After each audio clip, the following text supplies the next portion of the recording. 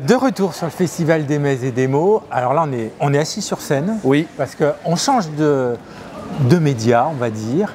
On est avec Jérôme, la cuisine des auteurs. On est avec un comédien.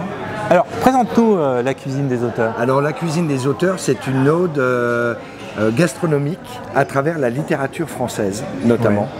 Ouais. Et donc, je me suis amusé à réunir des textes qui vont de Rabelais, même Cicéron, jusqu'à Colette, Proust, en passant par Victor Hugo, les auteurs particulièrement du 19e qui étaient extrêmement prolifiques et dans les romans, et dans le théâtre, et dans la littérature, en règle générale. Et donc je me suis amusé à faire une espèce de petit minestrone littéraire autour de la gastronomie.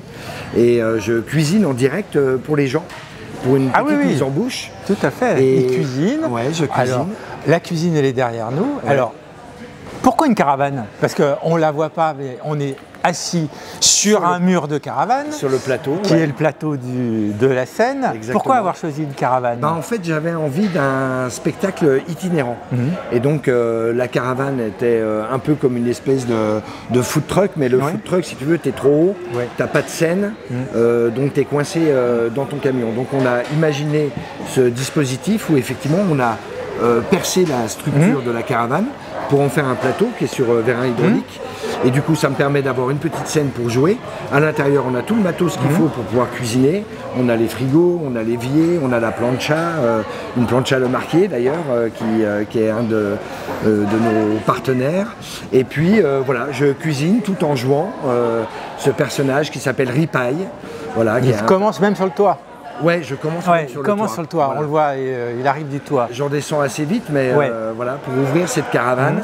Et puis je demande à deux spectateurs. Il y a l'interaction avec le public. Ouais, l'interaction avec le public. Et je demande à deux spectateurs de venir m'aider pour qu'on puisse préparer cette petite mise en bouche qui est faite uniquement avec les produits locaux. Et ça, c'est vraiment quelque chose auquel je tenais tout particulièrement. C'est que partout où je vais rencontrer des producteurs locaux.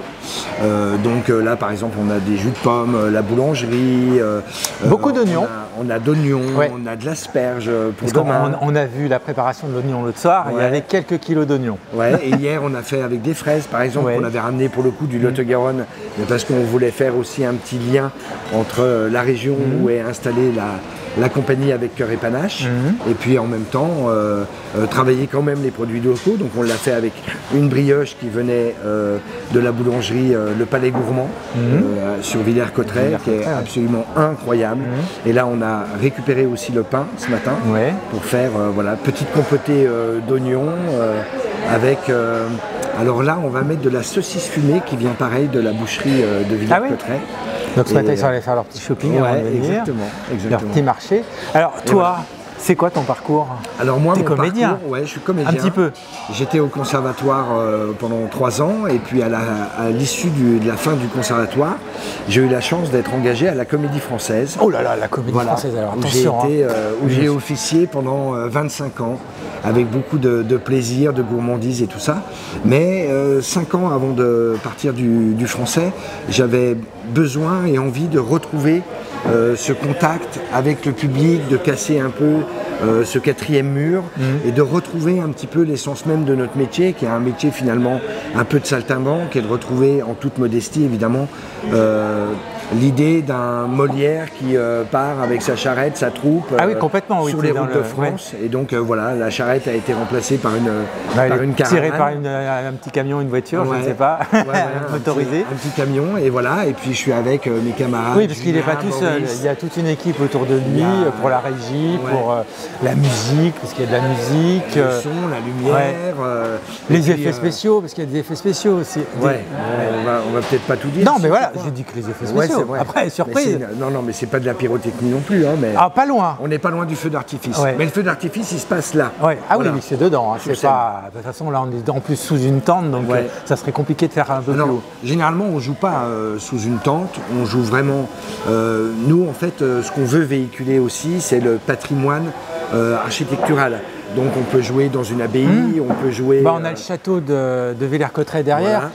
Là, on s'est adapté au climat. Au climat. Autrement, le public aurait été sous la pluie. Ouais, exactement. Hier. Ouais, tout à fait.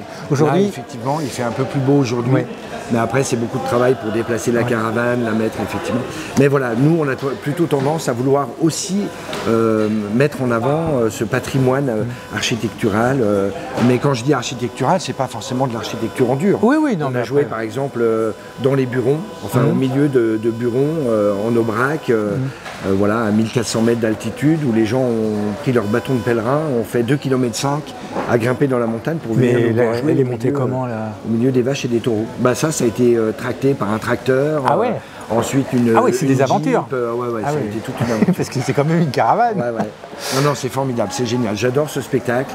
J'adore l'interaction que je peux avoir avec les gens. Ah oui, il y a vraiment une attraction, c'est magique. Ouais. Et puis surtout, d'un seul coup, leur faire prendre conscience que déjà le théâtre, c'est pas forcément quelque chose ou d'ennuyeux ou d'intellectuel. Non, il a parlé, il y a des textes, mais ils sont amenés d'une telle manière que c'est accessible à tout le monde. Exactement. Et tu les rends accessibles à tout le monde. Bah, et tu rends interactif, tu es interactif avec le public. Ça se passe toujours très bien, ne vous inquiétez pas. Malgré les couteaux. C'est pas besoin, vous pouvez être dans le fond, il peut aller vous chercher. Donc, oui, c'est vrai. Alors, aujourd'hui, samedi, tu joues à midi. Là, dans une heure. Dans une heure. Donc, peut-être que ça sera diffusé après. Mais il y a encore une représentation demain à la même heure. Pareil, au même endroit, juste derrière, dans la cour de la Reine, dans la cour de la Reine du château de Villers-Cotterêts. Merci pour ce petit échange. Ben, merci à toi. Il va aller se concentrer. Non, pas trop, parce que non, ça, la concentration, c'est la mort. C'est la mort. Ouais. Ah. Donc non, il faut. Il est dans la spontanéité. Non, mais il est vraiment dans la spontanéité. Il est dans le. Oui, dans la spontanéité, dans le. C'est pas un texte écrit. Au quart de poil. Ben, en tout cas, il y a une trame, les textes, mais après, il y a plein de choses où tu voyages et tu fais voyager ton public. Et... Exactement, c'est l'idée. Tout à fait. Un voyage littéraire et gastronomique. Voilà, gastronomique, d'au festival, des mots, des mets et des mots, parce que je le dis toujours à l'envers. Oui, bon, c'est les mêmes, c'est pareil, la même chose. Super. Merci. Merci à toi. Et bon spectacle.